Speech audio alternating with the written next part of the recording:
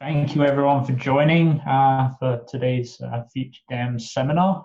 So today's speaker is Roshan Adhikari.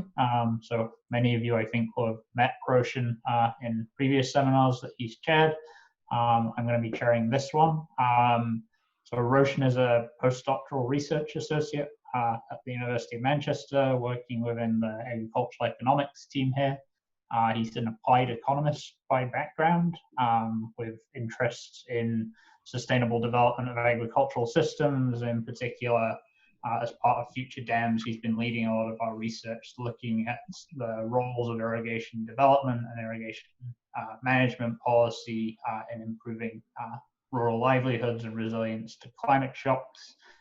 So today he's going to be talking a little bit about work that he's been leading and involved in as part of the wider FutureDAMS project on irrigation development and agricultural intensification in the Upper East region of Ghana within the Volta River Basin. That's obviously one of our main case studies for the FutureDAMS project.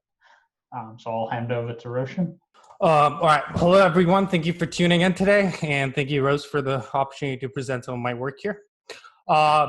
If you've been to the last few webinars, you've heard a lot about dams and decision-making around them. And a lot of these presentations have highlighted the need for planning and governance of food, energy, water systems at a broad, what you might call macro scale. So I'm an applied microeconomist, and a lot of my work focuses on changes at the household level. So I was trained an agricultural economist, and a lot of my early career work is focused on issues related to water and agriculture, mostly in East and West Africa and parts of South Asia as well. So I'm going to talk today about topics similar to the last few webinars, but at a much more micro scale, with a focus on rural agrarian households.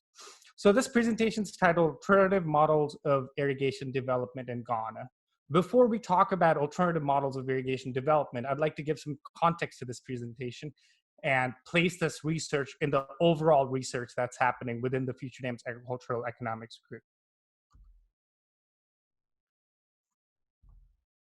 So the picture on your left, that's from Tono Dam in northern Ghana. It was built in the late 70s, early 80s.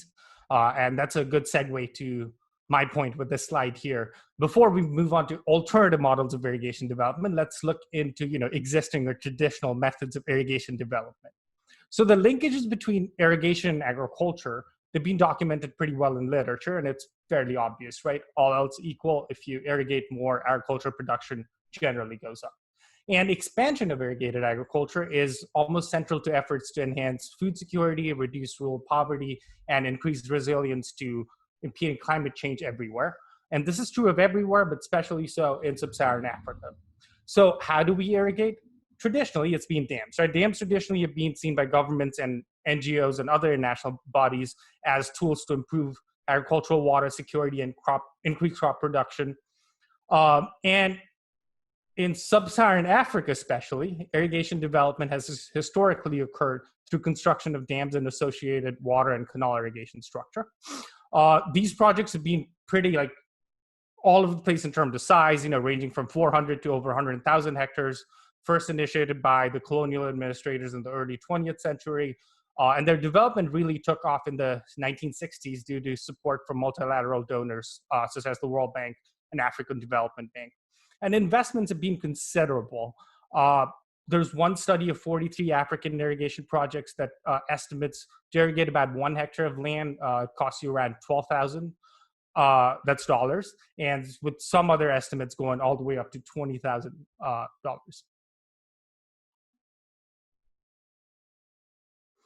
So at FutureDAMS, a lot of our work in the last year has been focused on assessing the impacts of these dams, the performance of these irrigation dams. So we've got a paper in review right now led by Tom Higginbottom, one of the postdocs here.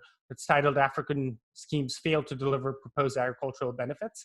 And our PhD student, Sarah Rediker, has been pursuing a similar line of research as well. And both these papers have focused on comparing what irrigation dams have promised, what they've delivered, and how we have been assessing dam performance. In my opinion, our conclusion from these two pieces of work can be summarized using just 2 slides. The first one right here Here on your left, you'll see a graph that shows the comparison between what irrigation schemes plan to deliver, and this data comes from planning documents, versus what they actually delivered. So we use remote sensing methods to estimate the area actually delivered. We find that on average, irrigation dams deliver 40% of the planned area in terms of hectares, and the median is even worse, it's around 18%. We also find that bigger the planned area, the worse the delivery, as in delivery decreases with proposal size. So do irrigation schemes deliver the area of irrigation promised? No. The second slide here, we look at, have things gotten better? Another conclusion from our research is that things have not gotten better in terms of the area delivered, and there's no trend in delivery over time. So again, have things gone better over time? Also no, right? So despite this, governments and donors in Sub-Saharan Africa have policies for a significant expansion of agriculture in the coming years. My font turned out kind of weird there. Excuse that, sorry. But going back to the point, formal schemes are just a part of this story, right? A broad variety of irrigation typologies exist in Sub-Saharan Africa, ranging from what you would call a formal publicly financed irrigation system to informal, farmer-led irrigation systems. And these are things like private groundwater pumping. And these private farmer-led irrigation systems receive little to no support and do not really feature in national statistics when you're looking at irrigation development plans. However, farmer-led irrigation development is taking place all across Sub-Saharan African countries in policy contexts, in diverse agroecological zones, and it's also interacting with a lot of agricultural value chains, and again, without major external planning by the state or development agencies.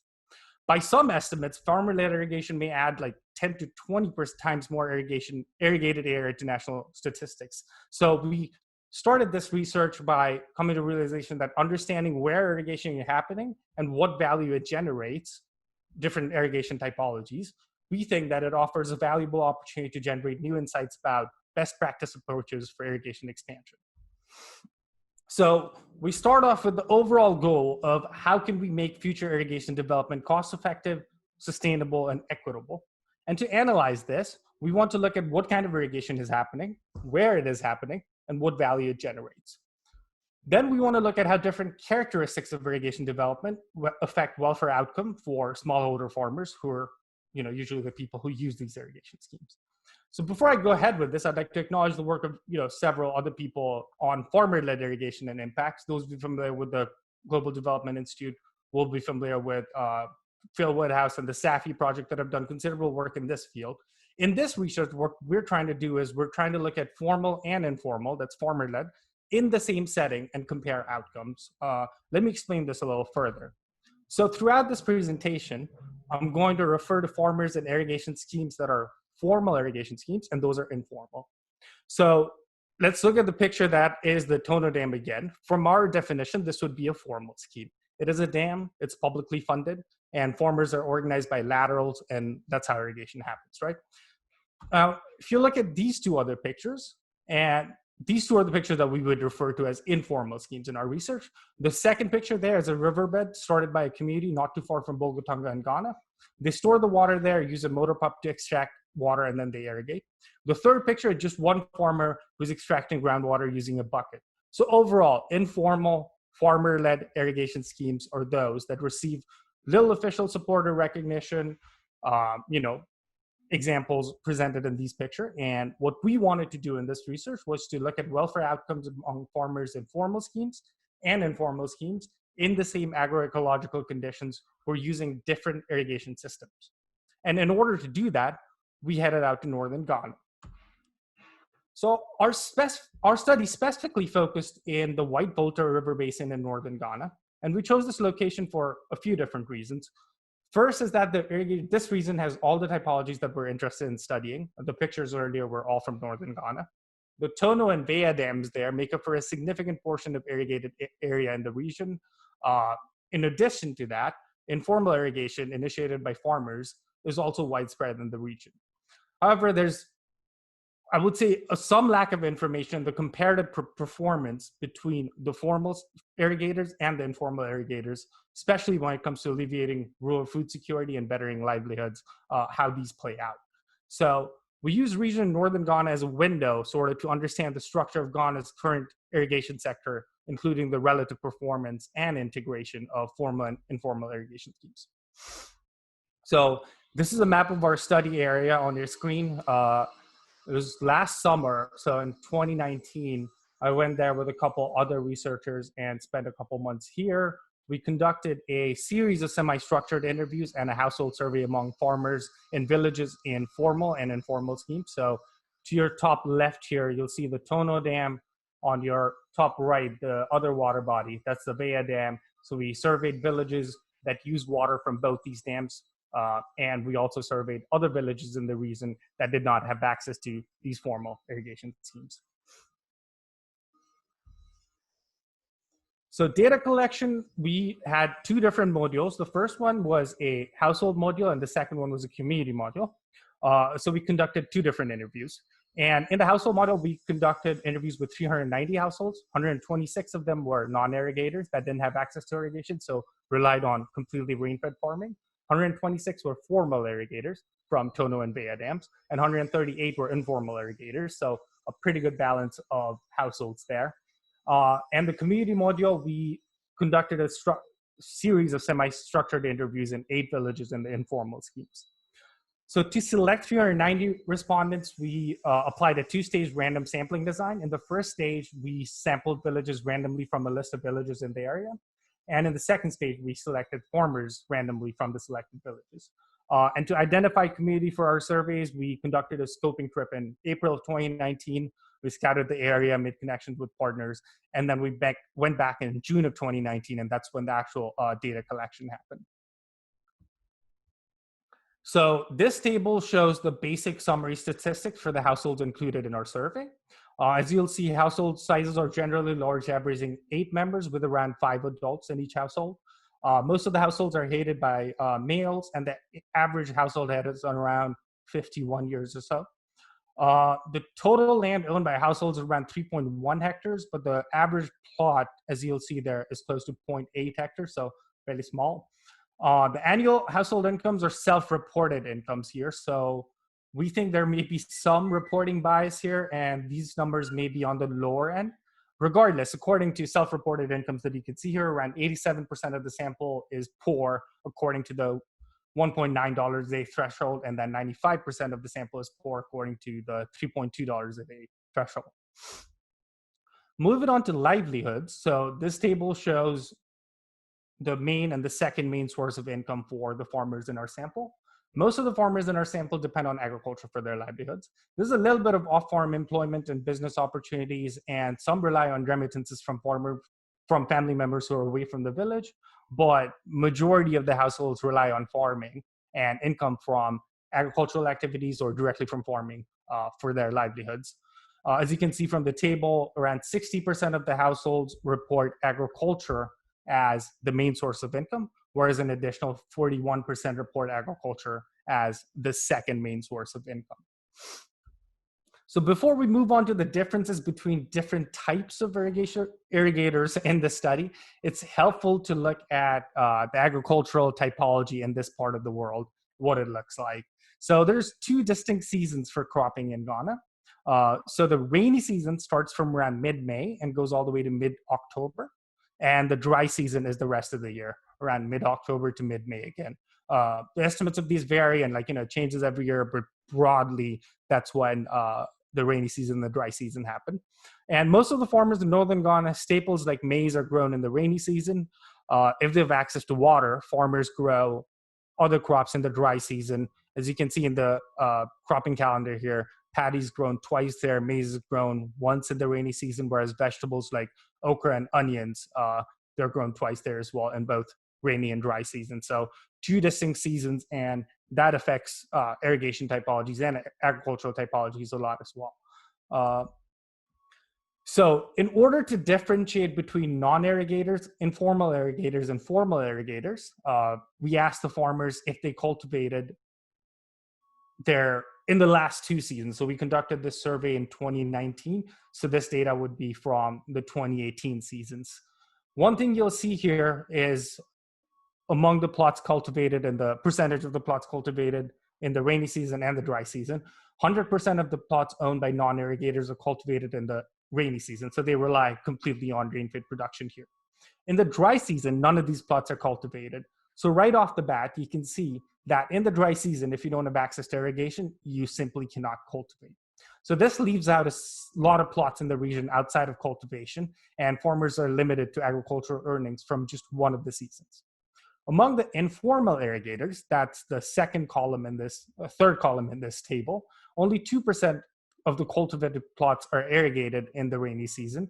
And I'd say more than 90% of the farmers in our sample cited precipitation being insufficient as the reason for why they did not irrigate their crops in the rainy season. The same story holds true for the former irrigators here. Precipitation is largely sufficient for them as well, although you will see that, however, close to 20% of the farmers in the formal irrigation schemes irrigate their plots. In the dry season, all plots that are cultivated in informal and formal schemes are irrigated. So 43%, 52%, all of them. If you do cultivate, you have to irrigate. So you can't cultivate unless you irrigate. So one major point emerges from the cropping calendar earlier, and this table is that it excludes a significant portion of farmers from the dry season cultivation. During the rainy season, a lot of the farmers, what they're growing is staple cereal crops, maize, millet. Dry season is when farmers grow vegetables, and that they then sell to the market, and that's what makes up for a lot of the additional income. So lack of irrigation precludes a significant number of people from obtaining these opportunities. So what I just said is fairly evident when we disaggregate our sample summary stats that I showed you earlier by these three irrigation typologies. So you will see there that in this table, this disaggregates our summary stats based on whether a household is non-irrigator, informal irrigator, or formal irrigator. And the differences here are pretty stark. There are some differences in the demographic variables here, but I'd like to point out the differences in the annual household income and the poverty rates across these three groups. Again, recall that these are self-reported incomes and might be downward biased.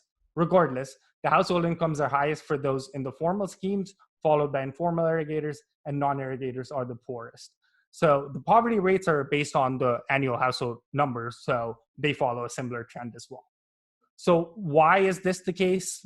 In the next few slides, I'll dig a little deeper into these differences in incomes and why incomes are so different. Before I jump into incomes, these are land variables by categories of irrigators. So agricultural land holding across farmers in these three irrigation typologies.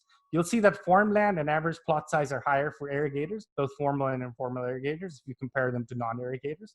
The land sizes are slightly smaller for formal irrigators if you compare them to informal irrigators, because they have plots in Tono and Vea schemes, so they're like kind of bound to the existing plot in the schemes. So I'm going to now look at the access to water among these three groups of farmers.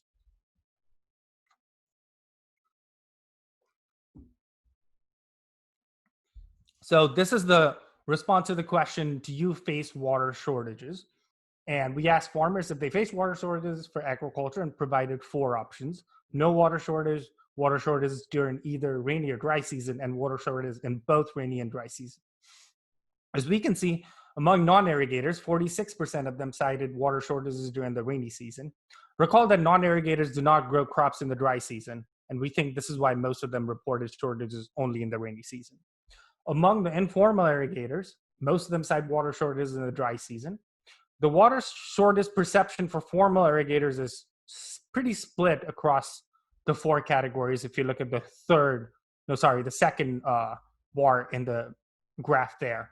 We will note that like this survey, we conducted it as we were conducting it. The Tono scheme rehabilitation was taking place. Therefore, a lot of farmers cited canal maintenance as the reason for not having adequate access to water. So these numbers may be higher than in a usual year. The next question we asked farmers is, we presented a Likert scale and we asked them how satisfied they were with the water supply. So as you can see, dissatisfaction is fairly common across the board in this graph, but irrigators have slightly more positive responses to this question compared to non-irrigators, as one would expect. So being in a formal and informal scheme provides these farmers with reliable access to water, right? That we can see from these graphs. However, that is not the only benefit from these schemes, and that I'll try to explain that a little further in the upcoming slides. We find that being a part of a water user association or a farmer group has several additional benefits for informal irrigators. Moreover, farmers' informal irrigation schemes also cited fertilizer subsidies and other help that they receive, which reduces agricultural costs. And we can see this when we look at agricultural costs. I'm going to use fertilizer as an example. So moving on to the agricultural cost portfolio across irrigators, former irrigators, and informal irrigators. So both these graphs show fertilizer used on the left axis and the price of fertilizer in the right axis. The blue bars show the fertilizer used, and the orange dots there show the prices paid for fertilizer. The top panel is the rainy season, and the bottom panel is the dry season. Note that the non-irrigators disappear from the bottom graph as they're not able to cultivate in the dry season. A couple of things I want to highlight here is that fertilizer use is highest for formal irrigators, followed by informal irrigators and then non-irrigators. This trend is same for both season. We can also see that prices paid for fertilizer in the rainy season for former irrigators is much higher than other counterparts. Part of this is due to the fact that they use different type of fertilizers, which are slightly more expensive. But we're still exploring why those are why there is such a big difference between informal and formal scheme irrigator fertilizer prices, and we will explore this further in the next round of our survey. One thing to notice here is that fertilizer use is much higher in the dry season compared to the rainy season. And recall that farmers are growing cash crops like vegetables in the dry season, and lower prices here have pretty big effects in bettering the agricultural portfolio of formal irrigators. Because if you look at the fertilizer prices, there's a pretty significant drop from rainy season to dry season.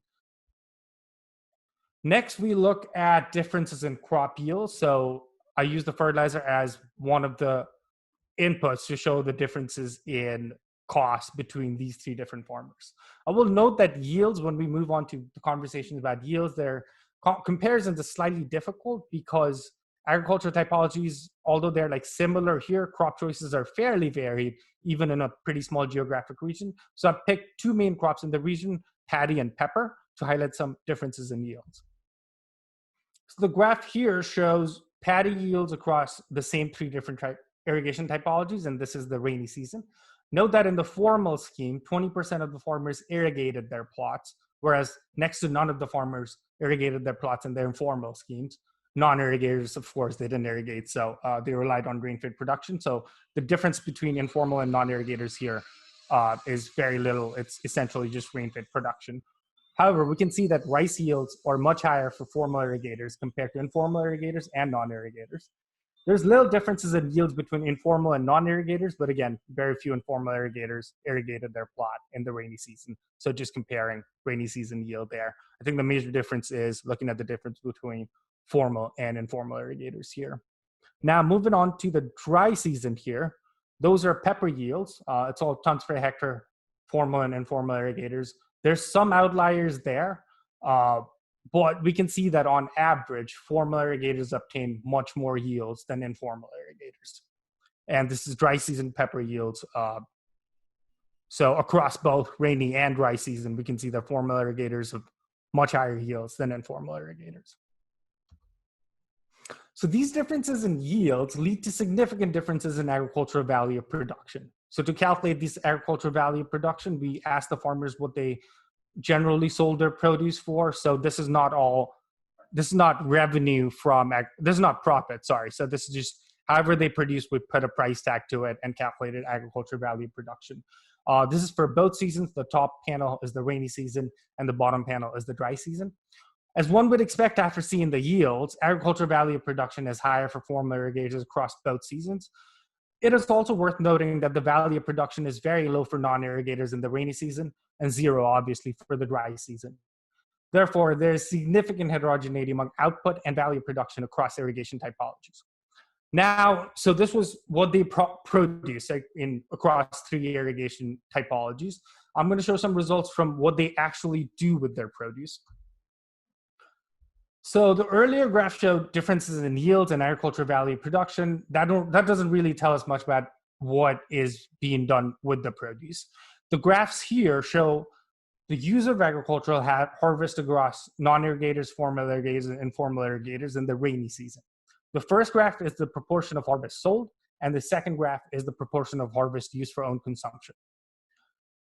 If you look at both graphs there, you can see that the trends are fairly consistent. Formal irrigators are selling most of their harvest, whereas non-irrigators are mostly relying on agriculture for subsistence.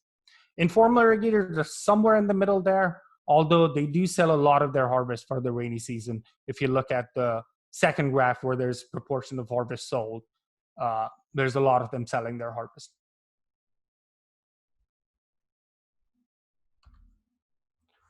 And these graphs are the same graphs for the dry season for formal and informal irrigators.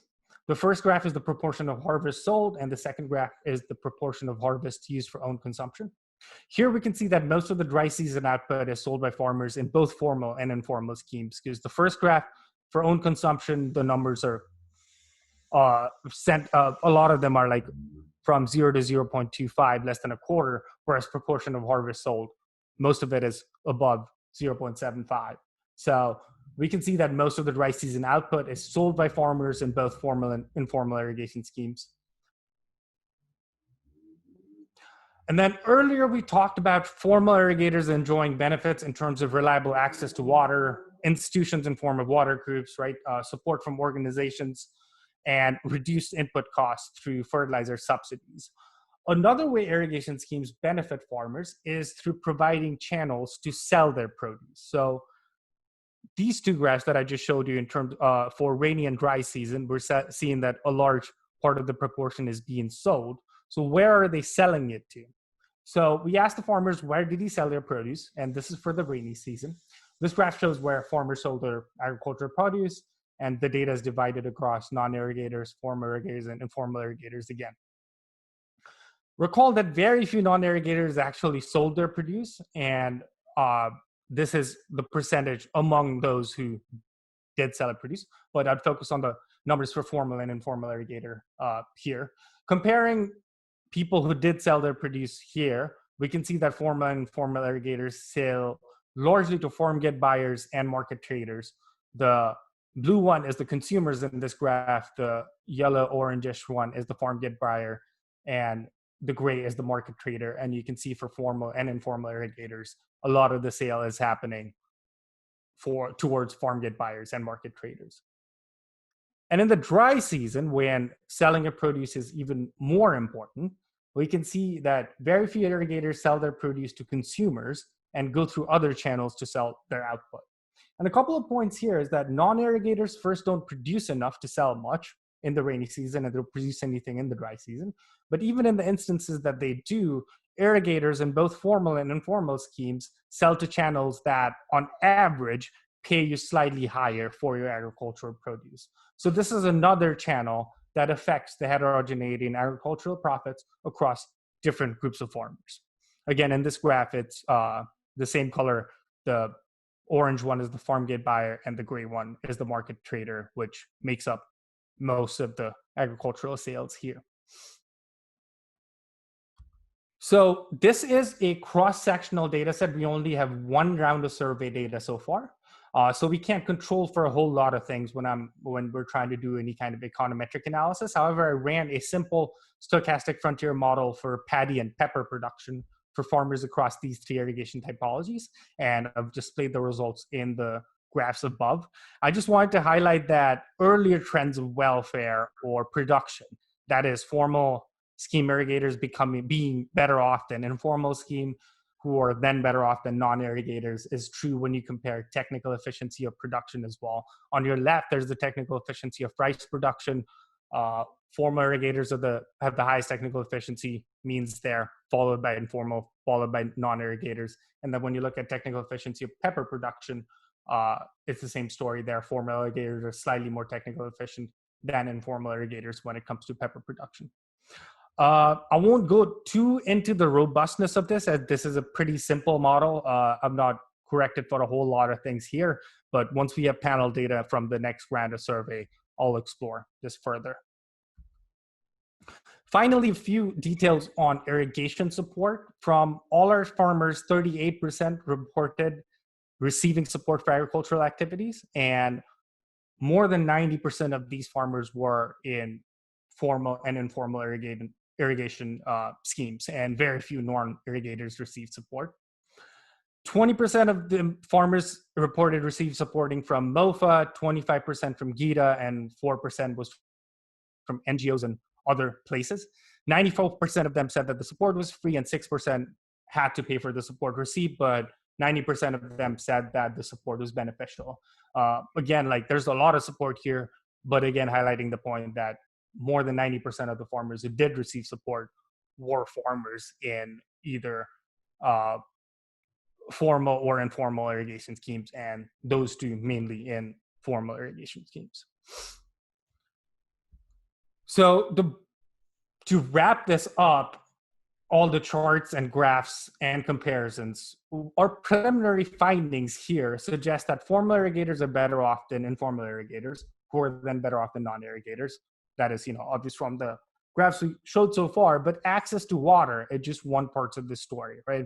Our findings suggest that while water access is the direct benefit you get from formal irrigation schemes, being a part of a functional water institution and access to associated subsidies and the technical support that you get, they may be as, if not even more beneficial for agriculture productivity and livelihood outcomes. And as we saw earlier, farmers in formal schemes sell a large portion of their agricultural output and on average receive slightly higher prices compared to other farmers. They also receive some subsidies.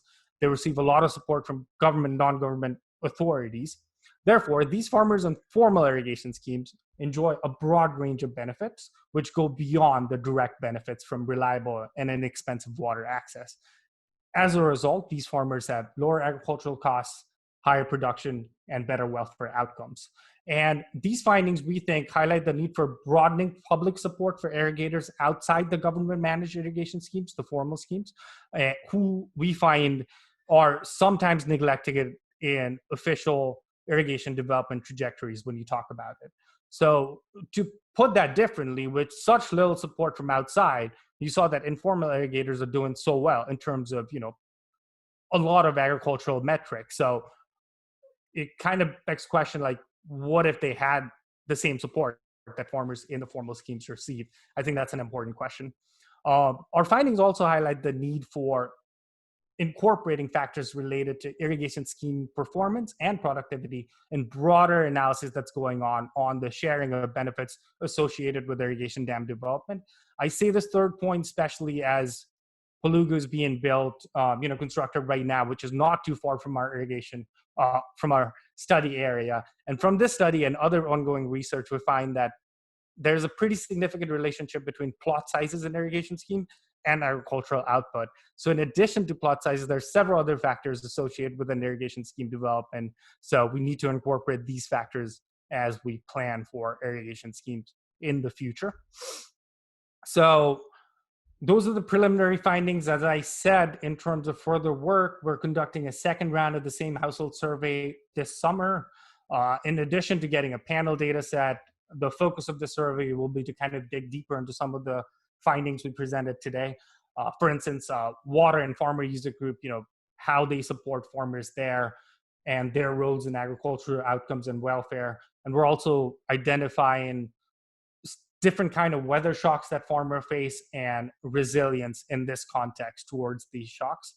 And we also have another project going on right now with our colleagues at the National Water Management Institute, where we're currently finishing up a survey that collects ground truth data to map out irrigated lands in northern Ghana.